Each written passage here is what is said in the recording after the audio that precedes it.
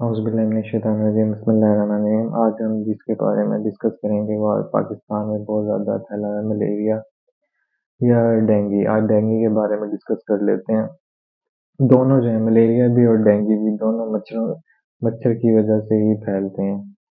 जिसमें अगर हम डिस्कस करें जो डेंगू है, पहले इसको डिस्कस कर लेते हैं। जो डेंगू है ये वायरल है और जो मलेरिया है वो पैरासाइटिक है।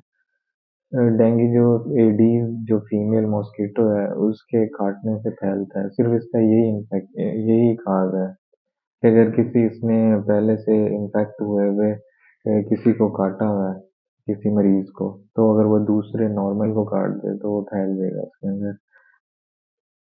इसे वरीमिया कहते हैं, यानी पैरासाइट जो वायरस है उसके जो यानी वायरस है उसके अंदर चला गया है। पैरासाइट तो वो मलेरिया काज करेगा और जो डेंगू है वो वायरस से होगा। इससे मिलते-जुलते यही है, मलेरिया भी है हो जाता है और जो टाइफाइड है वो उसकी भी सिम्पटम्स और ऐसे ही होती हैं। लेकिन इसके जो हैं वो 3 फेज़ होते हैं डेंगू के। यानी एक फर्स्ट फेज़ होता है जिसे हम कहते हैं कि फेब्राइल फेज़, एक होता है क्रिटिकल फेज़ और एक होता है रिकवरी फेज़। रिकवरी फेज़ यानी कन्वालेसेंट फेज़ जिसके अंदर हम रिकवरी की तरफ आते हैं। जो इसका होता है फेब्राइल फेज़ वो 2 से 7 दिन का होता है। जिसके अंदर जो मरीज होगा उसको बहुत ज़्यादा एक तो बुखार होगा, हाई ग्रेड फीवर, और उसके बोन्स के अंदर और हड्डी के अंदर और पेट में दर्द होगा, पूरे जिस्म के पट्टों में दर्द होगा, उसको मोशन लग सकते हैं और जो उसकी जो जिल्द है उसके ऊपर सुर्खी आ सकती है, सुर्ख और सफ़ेद-सफ़ेद धब्बे पड़ जाते हैं। और जो उसकी बुखार तो बहुत ज़्यादा होगा और जो खुराक है वो कम हो सकती है। और जो आँखों का जो पिछला हिस्सा है जिसे कहते हैं रेट्रोऑर्बिटल पेन होगा, इसके अंदर आँखों के पिछले हिस्से में बहुत ज़्यादा दर्द होगा और सर में भी बहुत दर्द होगा। लेकिन अगर इसके अंदर ये होता है कि अगर ये वैसे तो 2 से 3 दिन में इसका बुखार चला जाता है अगर हम होम रेमेडी करें या घर पे इसका इलाज करें, ये वाला अगर ये बढ़े ना, यानी क्रिटिकल ज़्यादा ना हो जाए, इमरजेंसी जिसको सिचुएशन कहते हैं। तो उसे कहते हैं बाइफेज़िक। बाइफेज़िक में ये होता है कि 2 से 3 दिन में बुखार जब उतर जाता है, तो 2 से 3 दिन बाद दोबारा बुखार चढ़ जाता है, उतरता है, चढ़ता है, उसे बाइफेज़िक कहते हैं। तो फेब्राइल फ़ेज़ के अंदर ये एक फ़ेज़ आ जाता है इसका, जिसे हम कहते हैं कि वार्निंग साइन्स। उसके अंदर ये हो सकता है कि जो उल्टियाँ लगी हुई हैं और ज़्यादा हो जाएँ, जिसको दर्द हो रहा है उसकी और ज़्यादा बढ़ जाए, दवाई दे रहे हैं फिर भी नहीं उतर रहा, बुखार और ज़्यादा हो जाए, जो उसको पखाने लगे हुए हैं, मोशन आ रहे हैं, वो और ज़्यादा हो जाए और उसके अंदर खून आने लग जाए, नाक से भी, मुँह से भी और पखाने के रास्ते भी। वो वार्निंग साइन्स होते हैं, जो हमें क्रिटिकल फ़ेज़ के अंदर लेके जाते हैं। वो फिर उनका घर में इलाज नहीं करना, वो फिर इमरजेंसी है और हॉस्पिटल से और डॉक्टर के मशवरे से ही उसका इलाज करना है।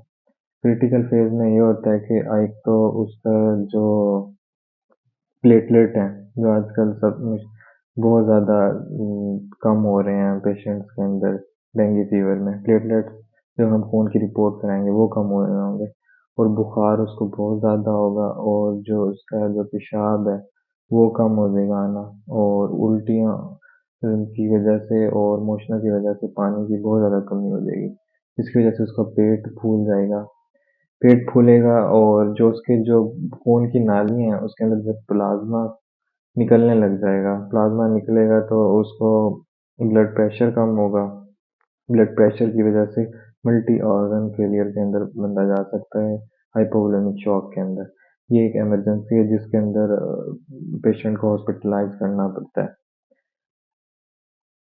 उसके बाद आ जाती है रिकवरी फ़ेज़। अगर हमने ये कंट्रोल कर लिया, जो फ़ेज़ उसका 1 है फेब्राइल फ़ेज़, तो उसका रिकवरी फ़ेज़ आ जाता है, या हमने उसको एडमिट कर लिया, जो क्रिटिकल फ़ेज़ है, उसके अंदर भी फिर रिकवरी फ़ेज़ के अंदर ये है कि उसके पूरे जिस्म पे एक तो ख़ारिश होगी, रैश कम होना शुरू हो जाएँगे और जो रिस्क है, जो उसको क्रिटिकल फ़ेज़ के अंदर लेके जा रहा है, वो कम से कम हो जाएगा।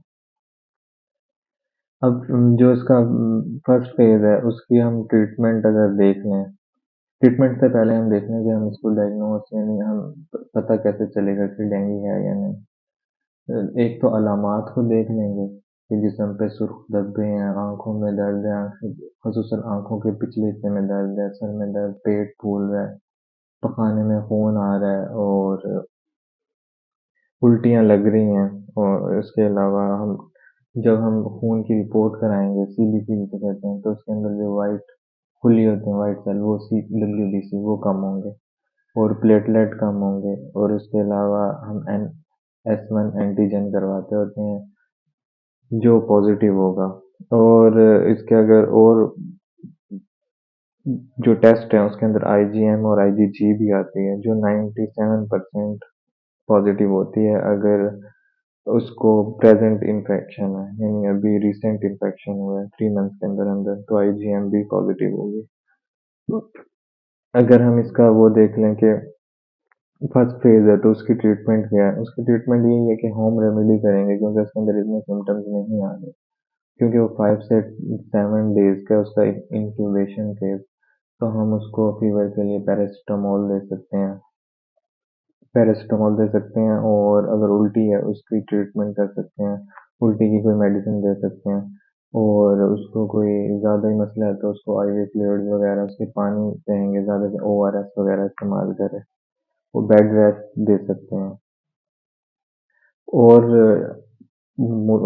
कंट्रीज में तो इसकी वैक्सीनेशन भी अवेलेबल है, लेकिन जो इसका इम्पोर्टेंट फेज वार्निंग साइन वाला है और जो क्रिटिकल फेज है इसका वो बहुत इंपॉर्टेंट है, उसके लिए हॉस्पिटलाइज करना पड़ता है पेशेंट को, क्योंकि पेशेंट शॉक के अंदर जा रहा होता है, उसको पेट फूल जाता है जिसको असाइटिस कहते हैं, छाती में पानी भी पड़ सकता है क्योंकि प्लाज्मा उसका लीक हो रहा होता है और हीमोग्लोबिन बढ़ रही होती है और ब्लड प्रेशर लो हो जाता है, जिसकी वजह से फिर हमें उसको आईवी फ्लूइड्स देने पड़ते हैं और आईवी फ्लूइड्स देने पड़ेंगे और ब्लड ट्रांसफ्यूजन भी उसकी करनी पड़ सकती है क्योंकि वो बहुत ज़्यादा क्रिटिकल सिचुएशन में जा रहा है।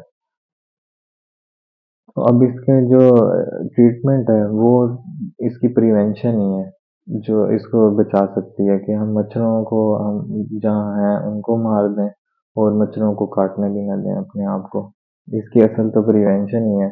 प्रिवेंशन में यही है कि अपने जो जो बच्चे भी हैं जो बड़े हैं सारे अपने बॉडी को एक तो कवर करके रखें और जहाँ कहीं भी पानी खड़ा है जिसमें गमलों में क्यारियों में गली में किसी टैंकी में साफ पानी खड़ा हुआ है उसको इजाफी उसको फेंक दें, या कहीं ऐसे ही खड़ा हुआ है उसको या तो किसी ऑयल वो जो ऑयल होता है आग लगाने वाला ऑयल तेल वो डाल दें, आग लगा दें और जो स्प्रे वगैरह मिलते हैं रिपेलेंट और उसका स्प्रे कर दें।